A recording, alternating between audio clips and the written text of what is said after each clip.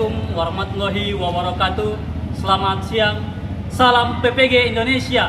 Senyum, salam, sapa, semangat, sukses, surga. Amin. Perkenalkan, saya Agung Oto Permana. Nama saya Jerni Arianti Gultom. Nama saya Teresa Ganita Buditri. Saya Nia Sri Lestari Bulu. Saya Toripa Mahdia Nenggolan. Dan nama saya Amelia Huta Barat. Kami dari kelompok 1 akan menyampaikan hasil diskusi pada ruang kolaborasi topik 1, yaitu konsep paradigma baru. Menjelaskan soal pertama dari ruang kolaborasi, yaitu konsep pembelajaran paradigma baru adalah suatu pembelajaran yang berpusat pada siswa atau student centered learning, di mana guru berperan sebagai fasilitator atau pendamping siswa dalam proses pembelajaran. Konsep paradigma pembelajaran tersebut berorientasi pada penguatan kompetensi dan juga pengembangan karakter peserta didik yang mengacu pada nilai-nilai Pancasila yang dapat dilakukan melalui kegiatan di luar kelas maupun di dalam kelas, sesuai dengan kebutuhan dan tahap perkembangan tiap peserta didik. Dan tahap perkembangan kognitif siswa dapat dilihat dan dibagi berdasarkan jenjang fase dalam memahami setiap capaian pembelajaran. Sekian.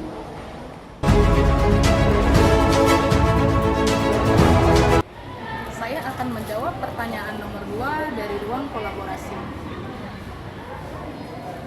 Dalam merencanakan pembelajaran paradigma baru dan asesmen efektif, maka guru semestinya mengacu pada hal-hal berikut.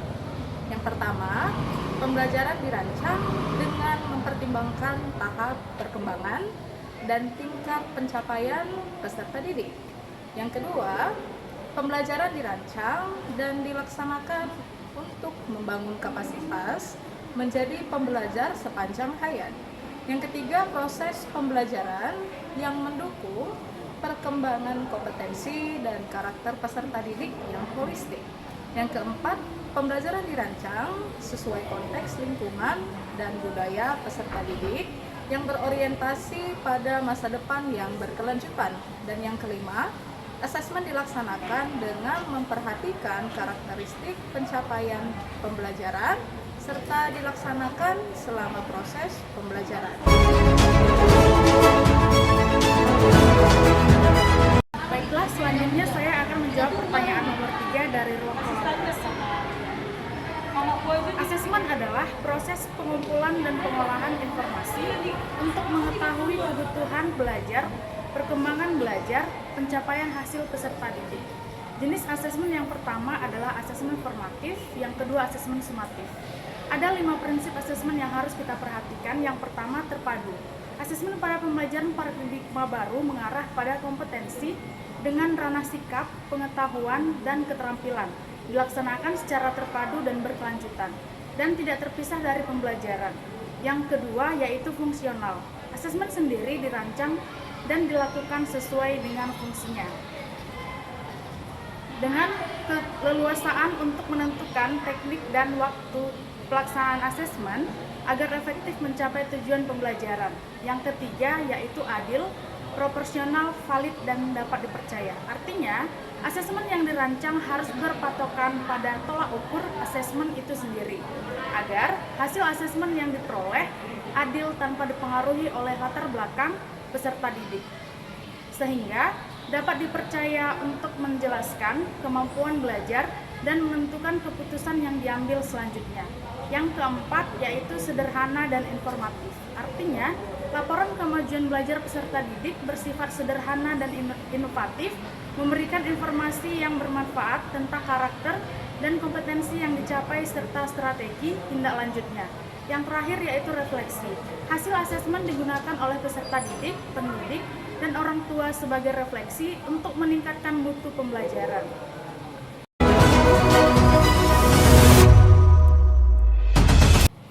Saya akan menjawab pertanyaan nomor 4 ruang kolaborasi, yaitu tentang tantangan dari asesmen penilaian yang dihadapi, yaitu minimnya informasi terkait pembelajaran paradigma baru kesiapan stakeholder terkait perubahan yang dilakukan, belum meratanya sarana dan prasarana pendidikan yang memadai, tidak mudah merubah mindset dan kebiasaan cara mengajar paradigma lama. Kemampuan kognitif peserta didik sangat bervariasi dan heterogen. Manajemen waktu dalam setiap pembelajaran, keterbatasan pengetahuan pendidik terhadap pedagogik, manajemen kelas ketika kelas bervariatif, dan keterbatasan sarana dalam pembelajaran.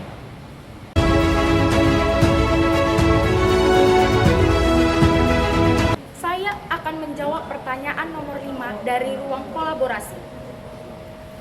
Strategi yang perlu dilakukan terhadap tantangan yang muncul dalam merencanakan pembelajaran yang perlu dilakukan adalah: yang pertama, dengan melakukan sosialisasi kepada orang tua dan guru bahwa pembelajaran bukan hanya berpatokan pada nilai setiap mata pelajaran, tetapi melalui penanaman nilai-nilai Pancasila. Selanjutnya, kita harus melakukan asesmen diagnostik untuk mengetahui karakteristik anak dan gaya belajar anak. Lalu yang terakhir, membuat media pembelajaran yang interaktif dan komunikatif serta dikaitkan dengan pembelajaran yang ada di sekitar anak.